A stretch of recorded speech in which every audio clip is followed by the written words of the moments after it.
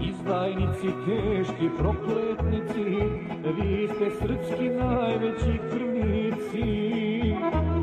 Vi ste jedna rulja cinkaroša, strašna banda šljama i vološa. Vi ste jedna rulja cinkaroša, strašna banda šljama i vološa. Izdajnici, pacovi najgori, vi ste gnjide i srpski govori. Europa sveta, nek propadne nije šteta, nek propadne nije šteta. Tome, nemojte vi, gospodine Tadiću, mnogo da brinete o svemu tome šta će se raditi. Ako ste vi, kao profesor psihologije, snašli ste bili izuzetno dobar ministar telekomunikacija, neće se nešto staći to.